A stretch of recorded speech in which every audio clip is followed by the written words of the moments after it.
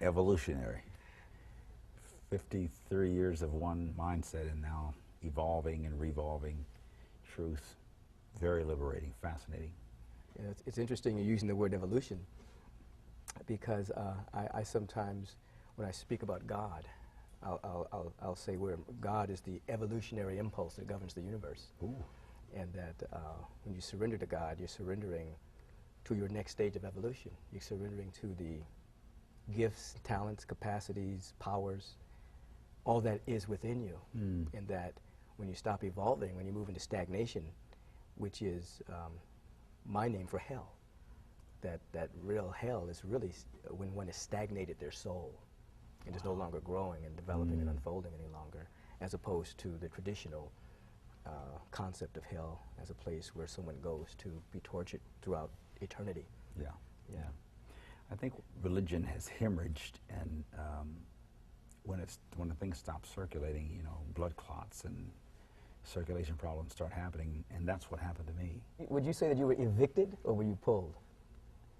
Well, I was pulled first by the higher consciousness, God, but then evicted and excommunicated by those who said this is not going to work with us. And a lot of the decisions, I think, Michael, were not theological as much as they were business decisions. People will pay a lot of money for a ticket out of hell and into heaven. The biggest trauma of my life is when I got bored with my own ministry. Because I felt this pimping, prostitutional, religious thing that sickened my soul. That was the breakdown. Yeah. Ready for the breakthrough. Yeah. Yeah. I had to experience that, Yeah. so I could get the higher values back. If we could get past the amnesia, the spiritual amnesia that is cursing the planet, where people forget or have forgotten their own essence, and they dress that ignorance in religion. When one is caught in a fear-based religion, fear, guilt, Yeah. shame, blame, Yeah. all of those particular attributes have a tendency to block the connection with the presence of God in the first place. So you end up continuing to exacerbate the very thing you don't want to experience. Fear is oftentimes what we describe as misdirected interest. So you're more interested in the bad thing that could possibly happen than being interested in what's real, what's essential, what's substantial, what's eternal, what is of God. So, I mean, you're speaking my language here. Well, I'm learning from the linguist over here. If we believe that the God we worship does have a customized torture chamber where all the non-worshipers go and the bad worshipers follow, if that's your image of God, to please that God, you take on that nature. And I think that's what has created the kind of torture we inflict on each other on the planet. I would agree. When individuals are in a fear-induced religious community, they're blocking their connection with the presence, which is their very essence. When a society begins to live like that, they can validate the negativity they do.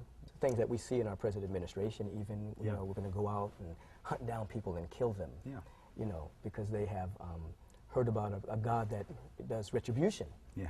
And so now we can give out that same kind of revenge in a holy war. We can give out that same kind of revenge in any kind of war and name it holy. So the whole psychology behind a God that is angry really keeps people from touching the real essence of their soul. When I started preaching the gospel of inclusion, I wasn't persecuted by God-hating, antichrist, as they would say, liberal spirits. Church folk are the only people who jump down my throat. Never a Buddhist, a Hindu. The good Christians. The good Christians, the God-fearing, what we call good church-going folk. My real experience with God is different than the one that has been presented to us. I would read scriptures and hear the sermons and preach them, but it was never real to me. I want to ask you something about that. You were going through this dilemma for a number of years, where you were actually preaching something but feeling something else. Yes. Now, are there a lot of individuals that you know that are in that same predicament that you were in? I hear from them every day. See, I had a Methodist preacher come up to me, and 72, I think he was, retired, and he said that God had shared or spoken this concept to him 30 years ago, but he would lose his Mass, and his licensure in the church, and he literally fell across my chest and sobbed like I just held him. 30 years. Yeah, I actually feel no shame. I mean, I have no covering that. Well, you're free. I'm free. For the first time, and I'm over half a century old, I'm free. But there are others that are saying, if you last, I'm going to know this thing works. And they're beginning to question their own literal interpretation of the Bible and open themselves up. So something is going on. I think that you and the experience that you've had and are having still is opening a lot of eyes and a lot of hearts. I've been deemed as a heretic by the Pharisees, and that word actually means separatist. Right. I'm an inclusionist.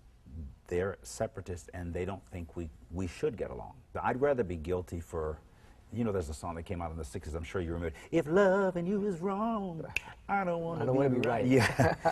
So if I'm going to get in trouble, I'd rather get in trouble for believing in a God who loves too much than one who loves too. Right, well, you're in the company of Jesus now. Yeah.